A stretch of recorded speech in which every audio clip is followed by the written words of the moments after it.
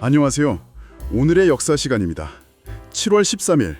오늘은 과거에 어떤 일들이 있었을지 저희가 미리 살펴본 자료들을 바탕으로 한번 좀 깊이 들어가 볼까 합니다. 네, 고대 로마 이야기부터 한국 근현대사의 중요한 순간들, 또 세계적인 문화 현상까지 정말 흥미로운 지점들이 많더라고요. 네, 맞아요. 7월 13일 하루에 참 여러 시대, 여러 사건들이 이렇게 얽혀 있더라고요.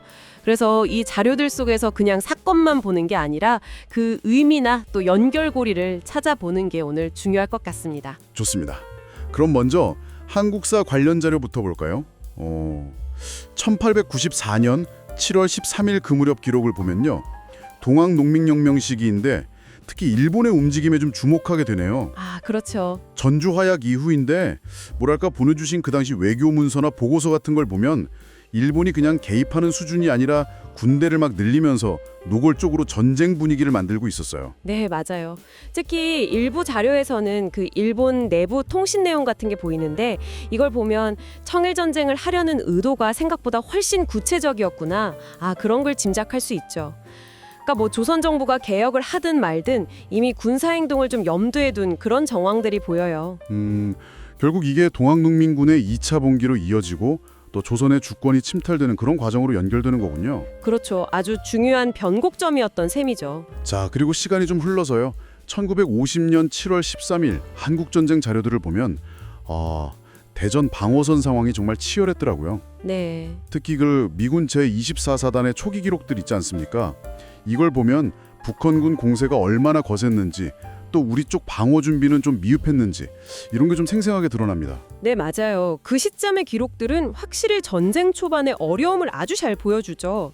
근데 또 흥미로운 건 저희가 같이 본 그 유엔군 작전계획 초안 같은 자료 있잖아요. 네네. 거기서는 이미 이때부터 낙동강 방어선 구축이나 후퇴 작전 같은 걸 논의하고 있었다는 거예요. 패배 속에서도 다음 단계를 준비하고 있었군요. 그렇죠. 냉전이라는 그 큰 틀 안에서 한반도가 어떤 위치였는지 다시 한번 생각하게 되는 부분입니다. 그리고 또 있습니다.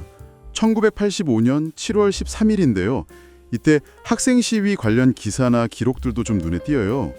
직선제 개헌 요구가 아주 분명하게 나타나는데 네. 당시 시위 구호라든지 참여 규모 같은 걸 보면 민주화를 바라는 목소리가 특정 그룹만이 아니라 꽤 넓게 퍼지고 있었구나 싶더라고요. 맞습니다. 보내주신 자료들을 보면 그 1980년 광주 이후로 계속 이어져 온 민주화 요구가 있지 않습니까? 네네. 그게 이제 87년 6월 항쟁으로 터져나오기 직전에 에너지가 어떻게 이렇게 모이고 있었는지를 잘 보여주는 것 같아요. 특히 대학가뿐만 아니라 주요 도시 여러 곳에서 거의 동시에 시위가 일어났다는 점이 중요하죠. 시민사회의 저변이 그만큼 넓어지고 있었다는 신호군요. 그렇죠. 네. 자, 그럼 이제 세계사 쪽 자료로 한번 넘어가 볼까요? 기원전 100년 7월 13일 바로 율리우스 카이사르가 태어난 날이라고 기록되어 있네요. 네.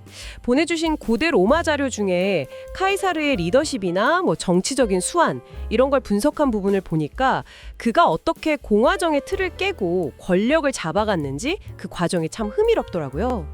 러시아의 차리 같은 걸로 이어지잖아요. 맞아요. 이게 단순한 인물사를 넘어서 어떤 권력의 상징성이 역사 속에서 계속 이어지는지를 보여주는 참 좋은 예라고 생각해요. 그 언어학적 분석 자료에서도 이걸 지적하고 있더군요. 그러네요. 또 1787년 미국에서는 노스웨스트 조례하는 게 제정됐는데 이 자료도 좀 주목할 만해요. 네, 어떤 점이요? 단순히 영토 확장 규정 이걸 넘어서 이 조례에서 노예제를 금지했다는 점. 이게 중요해 보이는데 근데 또 보내주신 분석 자료 중에는 이게 순수한 인도주의적 결정이라기보다는 특정 이주민들을 끌어들이려는 정치적 개선이 깔려 있었다. 이런 해석도 있더라고요. 바로 그 지점입니다. 그러니까 법 조항 그 자체랑 그걸 만들게 된 배경에 대한 해석이 좀 갈릴 수 있다는 거죠. 미국의 초기 역사에서부터 이미 이 노예제 문제가 얼마나 핵심적인 갈등 요소였는지를 이 자료들이 아주 명확하게 보여주고 있어요. 네, 그렇군요. 자, 이제 현대로 좀 더 와서 문화사 쪽 자료들도 재미있는 게 많습니다. 1923년 오늘 그 유명한 할리우드 사인이 처음 설치됐다고 하네요. 네. 근데 이게 처음에는 홀리우드 랜드 이렇게 쓰여 있었고 부동산 광고였다는 사실. 초기 사진 자료나 기록을 보면 이게 확실하더라고요. 요즘 맞아요. 원래는 아주 실용적인 목적이었는데 지금은 뭐 전 세계 대중문화의 아이콘이 됐죠. 자료에 같이 있던 후대의 문화 비평 같은 걸 보면 이 사인이 어떻게 미국적인 꿈이라든지 영화 산업의 환상 같은 걸 상징하게 됐는지 그런 분석들이 있어요. 참 신기하네요. 그리고 같은 날인데 1985년에는 라이브 에이드 콘서트가 열렸다는 기록도 아주 인상적입니다. 아, 정말 대단했죠.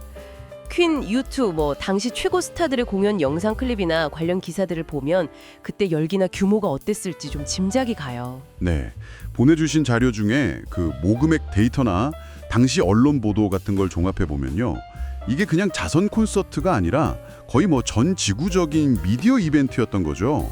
음악을 통해서 사회적으로 연대하고 또 글로벌 자선 활동의 어떤 가능성을 보여준 정말 기념비적인 사건으로 평가받는 이유가 다 있습니다. 자, 이렇게 7월 13일이라는 단 하루에 정말 다양한 사건들이 겹쳐 있었네요. 저희가 관련 자료들을 통해서 좀 깊이 살펴봤는데요. 전쟁과 혁명, 뭐 정치적인 결정들, 또 문화적인 상징의 탄생과 변화, 그리고 세계적인 연대의 순간까지. 정말 스펙트럼이 넓습니다. 그렇죠. 이 자료들을 쭉 관통해서 보면 특정 날짜에 기록된 사건들이긴 하지만 그 안에는 뭐랄까 자유, 질서, 권력, 또 문화의 파급력 같은 좀 보편적인 주제들이 계속 반복되고 있다는 걸 발견할 수 있거든요.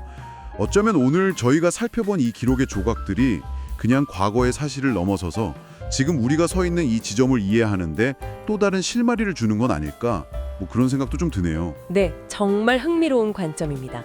한번 곱씹어 볼 만한 이야기인 것 같습니다.